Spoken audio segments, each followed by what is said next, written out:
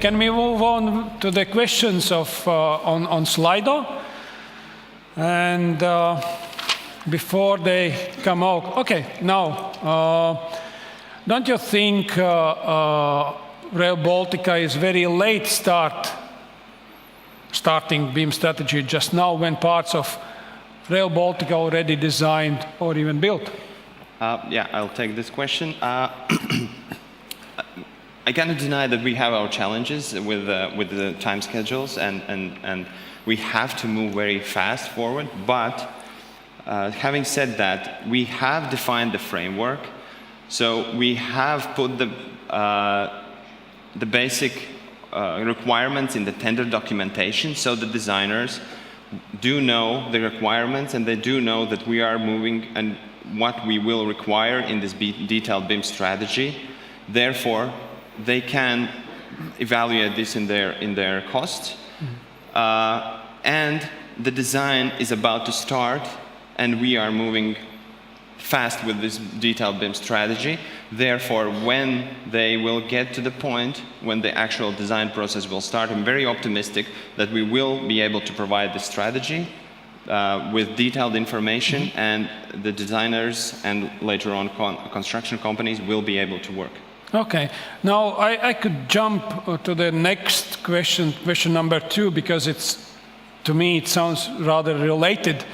Construction industry is one of the least digitalized sectors in the Baltics. Does that mean that the local companies could not participate in the project? I don't know, maybe so you can take this question in terms of whether we are fast enough, first of all, and if we as principal or main body invite for BIM strategy, is local business community ready to provide services on that level? What do you say? Yes, I agree that construction sector is one of the lowest, when it comes to digitizing.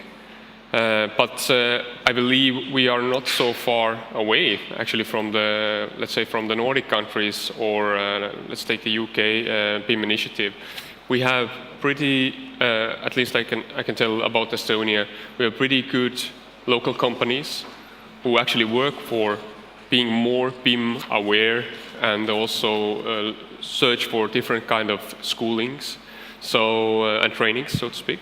So I don't believe that this would be some kind of, I would say,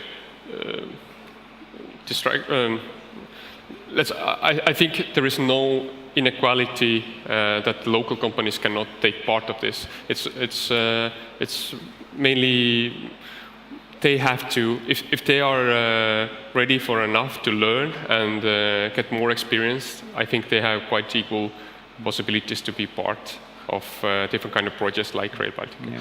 I would just ask a very direct question. Is it more about money, or just about the approach that actually at one point of time you need to move into BIM and rather sooner or later? Yes, it can be both that, if everyone else is saying and also showing, actually we can see quite good real life use cases of implementing BIM, then you don't want to be behind. You want to be on the market, and if you don't implement BIM in a direct use cases, it might happen that you are left behind the market. Yeah, if I may add, for example, I believe the private sector is far more advanced in BIM also in the Baltics, because many of these companies, they are working for the Scandinavian market. This is their export product, so that we have the knowledge, we need to apply it for the infrastructure. And that is also the common knowledge about the BIM, that the BIM is far more advanced in building sector than in infrastructure sector. So we need to push it, we need to innovate, and we need to move forward with it.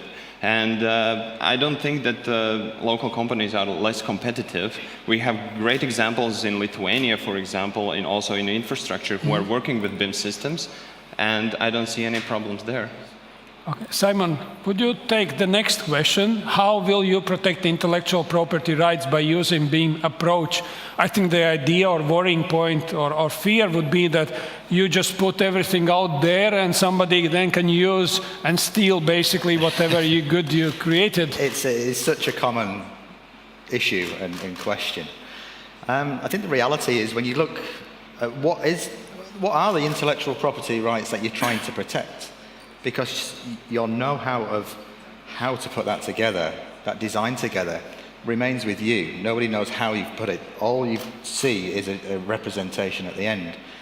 What we found is a lot of issues around IP are actually related to the CAD team that have spent all the time modeling components, and they don't want to release these libraries. Well, most manufacturers now already provide those CAD components, so there's no need for companies to hold their own copies of those. So the issues around IP from the CAD perspective and sharing models, I think have pretty much been eliminated. The other issue of sharing native files and people taking your geometry and changing that geometry, but we have change control procedures, and that's what the CDE does and the federated model. So I think anybody taking the raw files, I don't think it's really an issue anymore, but these are things that we've got to educate supply chain to overcome.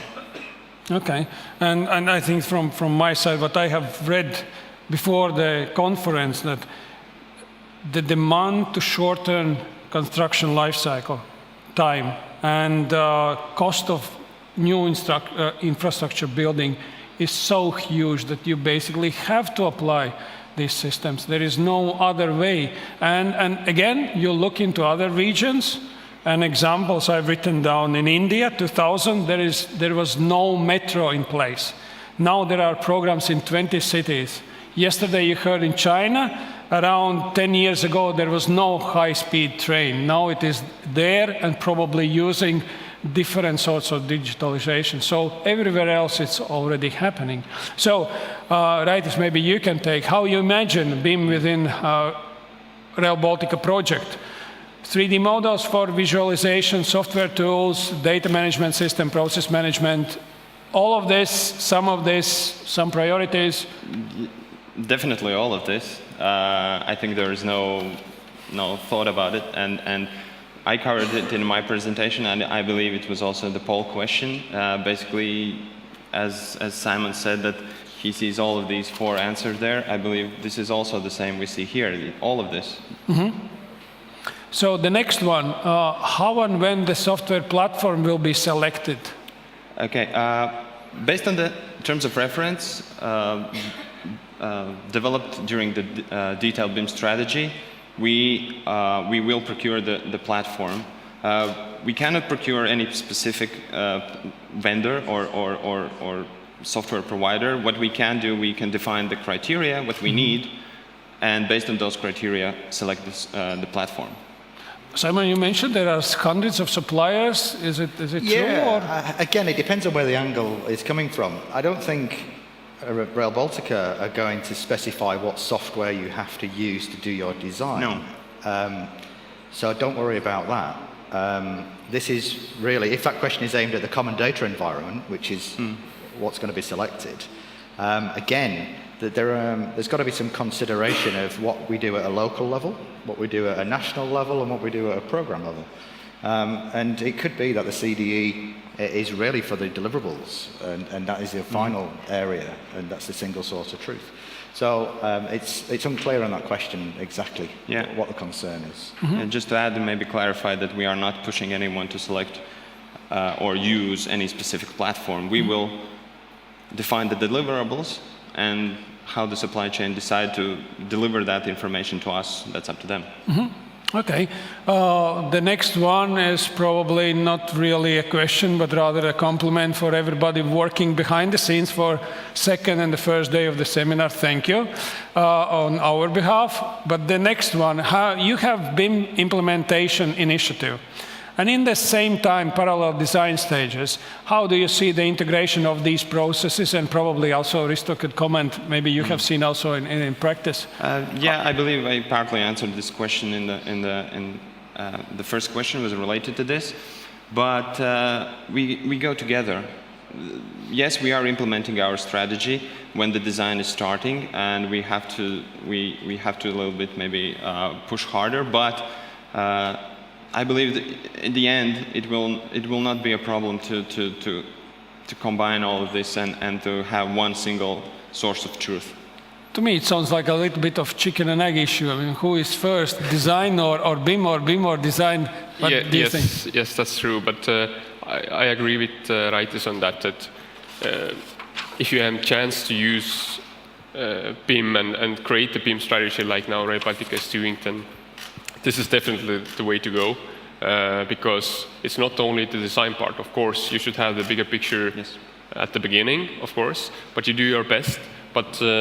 But at the end, you also use it in a construction phase, and more important, facilitating the whole infrastructure for many, many years. And actually there, the information is really, really important.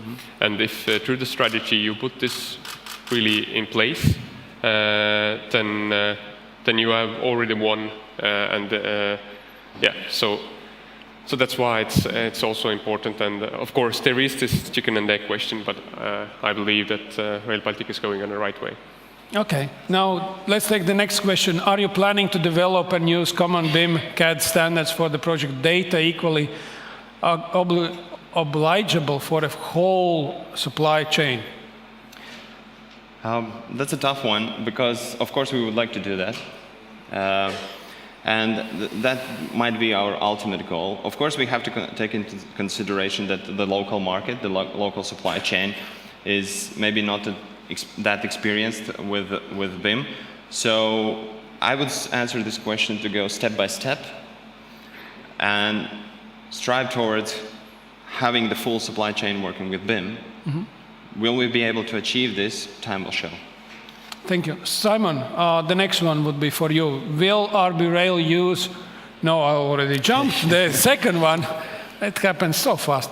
Could BIM be deployed also as a process management and progress reporting tool? Absolutely, yeah. So we already see now with 4D BIM, where we have the planned program plus CCTV from site looking at actual, and we can compare the reality versus the plan, and we can dynamically replan that work so that we can stay on program. And the process management side, actually, I think in the future what you're going to start hearing less of is BIM and more of ISO 9001. It's a quality management system at the end of the day. So yeah, yes you can. To be sure. Thank you. It was at the end very short and good, nice answer. Now, will RB Rail required to use virtual modeling and photogrammetry? Yet to be defined in the detailed BIM strategy. I would guess, and I would say, I don't see any obstacles. Why not? As Simon mentioned, sometimes we need maybe pretty 3D models for some shareholders to show and express what we intend to do. So, yes, why not? Okay, and then the final, I will take the second one. At the Global Forum promoting independent platform for digital infrastructure, how to ensure effective use of BIM technologies and better value for investment. Simon, how do you ensure that in 10 years' time, this will be the right investment? If you think of BIM as a change in the way that we're working, that we're going from silos to being collaborative, that we're moving towards automation rather than being highly manual. In 10 years' time, we'll be 10 times more productive because the technology will just replace manual CAD activities. So apologies to any CAD technicians. But it is absolutely fundamental. It's a shift in the way that we deliver projects. We're just not even going to be talking about, there'll be no buzz about BIM in 10 years. It will just be business as usual.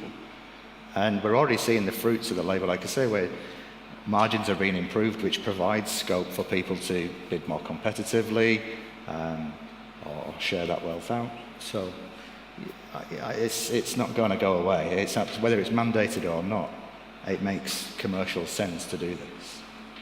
Gentlemen, it was really a pleasure to meet all of you, pioneers of BIM things in our states and across Europe. And let's give a warm round of applause to the participants. Thank you very much. Thank you. Thank you. Thank you.